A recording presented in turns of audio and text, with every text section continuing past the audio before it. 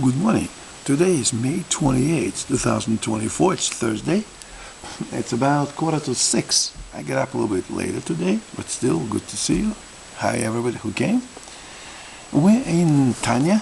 Continues our Tanya, our lesson. I forget the number of the lesson, but you can see it on the title of the video. Rabbi Shneur Zalman, Tanya, and from the book Chaim Miller, Rabbi Chaim Miller. We are on chapter 31. We finished basically more than half of Tanya by now from our daily recordings, and we talked in the past about types of people, Binani,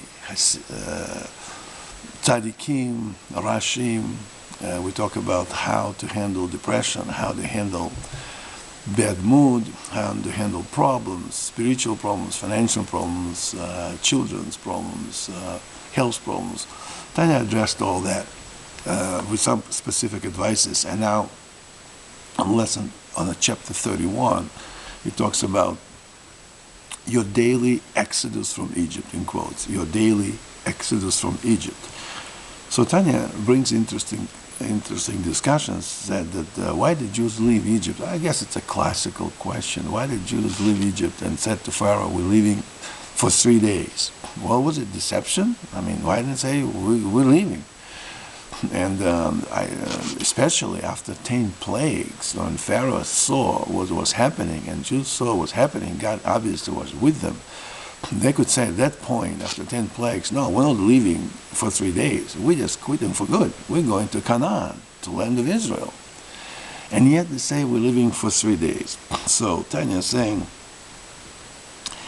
rather, this was a restriction stemming from Pharaoh, but this was not a restriction stemming from Pharaoh. Pharaoh at that point really didn't want them there after all these problems, but due to the evil in the Israelites' animal soul. We talk about the soul, the composition of the soul, the animal soul around the divine soul, that our divine soul roots from the brain. Don't let the heart rule over your brain. Let the brain rule over your heart. Don't follow your heart, contrary to common Western expression. So the anatomy of the soul, Tanya discussed, is a good soul, the divine soul, is surrounded. It's like an eggshell, surrounded in an animal soul. Animal soul does a lot of good function for us. We function every day, go to work, drive cars, do our businesses. It's not divine soul does. It's an animal soul, but it's also very selfish. It's what for me, me.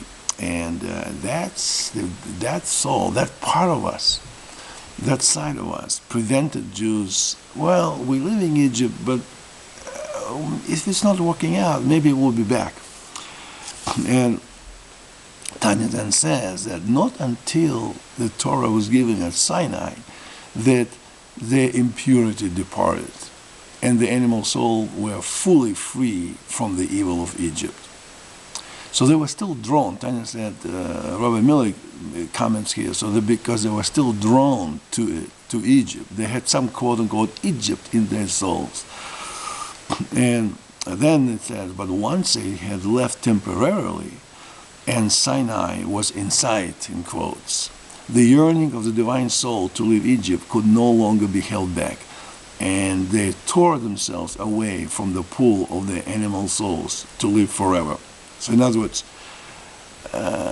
sometimes it's difficult to make a lofty goal, to quit smoking one day. I stopped. Some people can do it. I quit smoking one day. That's it. I know it's not good for me. I just couldn't get. It was difficult. I'm addicted. But some people say, one day, or now, it's done. But some people say, well, from a pack a day, I smoke only half a pack. Then from 10 cigarettes, maybe to 8, then maybe to 3, maybe to 1. So once they get through this process, let's say they do it for 3 months, and then to start smoking more, it's kind of, well, I mean, I made such a good progress already. I'm from a pack down to 10, down to 7. Now to go back to 8, 9, 10, it's like I'm defeating myself. So to many people, that process of slow evolution is easier to do than just have a strength to just do it. It reminds me as a comment how many Americans, like my own example, when I made Aliyah, I couldn't leave America just, some people just, okay, sold the house and come to America, but there's also a situation where people sell the houses and come to Israel, and sometimes it's a different culture. They're not used to it. I mean, they're Jews, but so many different customs, language, this and that, and the job, and the children, maybe not all of them in Israel, or maybe not, or maybe at least, or maybe none, and they come back. Sometimes, unfortunately, I don't know if I say unfortunately, they can't make it, and why torture themselves? Then stay in America. So, but that's minority that comes back. There are some. But many people do it, well, I don't sell my house. I still have a house in Florida. I still have a house in California, in New York, in New Jersey, whatever. Philadelphia, Chicago, Dallas, Kansas, no matter what, Florida. I still have something. I go there for a couple of months and I'll spend some time there. I'm going to decompress myself from Israeli pressure. So I kind of feel like it's more normal. I grew up in America, the person would say, or spend most of my life in America, even if I came to America as a child. And then they have a hetzi, 50-50. Half a year I live in America, in my home, and I belong to Jewish community, and I do things. And then another half I live in Tel Aviv, or in Jerusalem, or in Beersheba, or in Eilat, somewhere in Israel.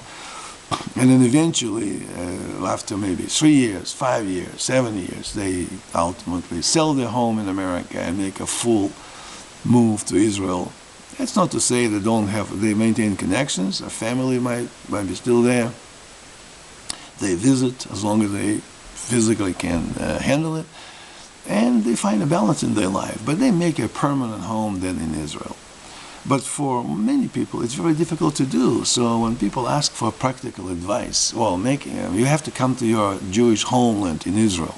Or somebody is 60, 70 years old and lived all his life or her life in America, and all the children in America and all the family in America, to come to the land of the Jews, to Israel, as spiritually uplifting that is, it's physically difficult, and not everybody has strength to handle it. For people like that, I don't know what Tanya would advise. I think, my feeling is Tanya would say, listen, if your entire family in America, and you're 75 years old, you and your wife, and you don't have any family in Israel to make your Aliyah at this point, and to go through the agencies and get your certification, get your passport, Israel will help you, will support you. They have a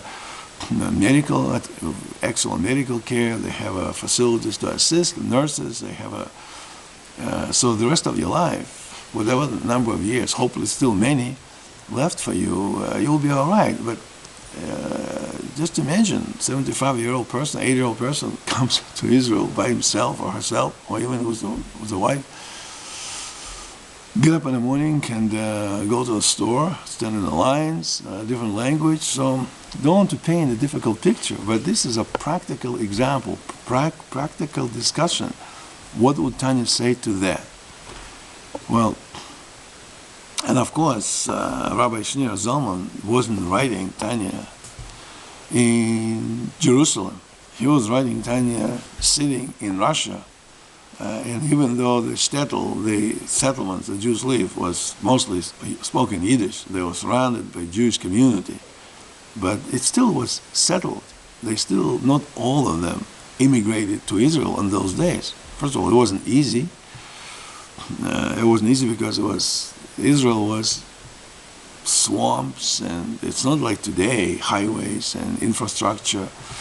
So even when they had the pogroms in Russia, they kind of hoped, well, we had pogrom today and it wasn't so terrible. A couple of people get killed and other atrocities happen, but maybe it will pass. So to make the very dramatic decisions in life, it's not so easy.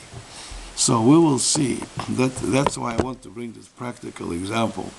How would you, the viewers of this video, put your comments. What do you think about it? I think that most people in a sober, retroaction will say there are certain times that with all the faith in Hashem, with all belief in God, as much as you can line yourself up through the chokhmah to God, your physicality, the part of animal soul that protecting you, would say in this case, can you really handle that? Maybe in the next life, but not now. So they want to finish this lesson today on a sobering, kind of negative mode. And of course, Tanya-Set have always joyful. So Mizrach Hashem, it all works out. But it also brings up the question, and then we'll talk about tomorrow, next lesson, on Friday morning. In situations like that, it now expands more than individual. The person is comfortable where he is. Even the person is coming from Sweden, considering making Aliyah from Sweden to Israel, and the Jewish community in Stockholm, perhaps. I don't know much about Jewish community in Stockholm, but maybe not as developed, not as strong as, let's say, in America, Jewish community, much stronger. And even the person doesn't feel that comfortable Jewish-wise. There's not that much Torah study, there's not much Talmud study, there's not much spiritual accomplishments and satisfaction as you would, let's say, in Brooklyn, or in Muncie, New York, or something like that, Baltimore. Still, even then, people are surrounded, interact with the non-Jews, and they have good friends among non-Jews, they have a good life, they have good jobs, and a family is there. Family, many of them could be even intermarry. They don't necessarily see it a problem. And for them to present the question about moving to the land of their forefathers in Israel, it's very difficult to entertain, and I think most people don't. How does the Tanya delineates the decisions we make when the clarity of life and situations such that the physical challenges are relatively minor, versus a situation where physical challenges, even the feeling of comfort and connection to the needs, your bodily needs at the particular location you are.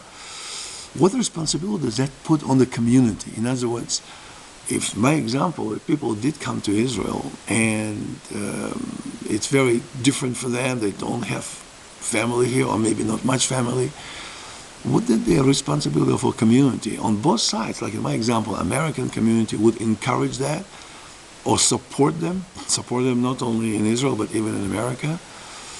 So what is the role of individual in his or her decisions, and the role of the community to assist individuals to make a decision one way or another?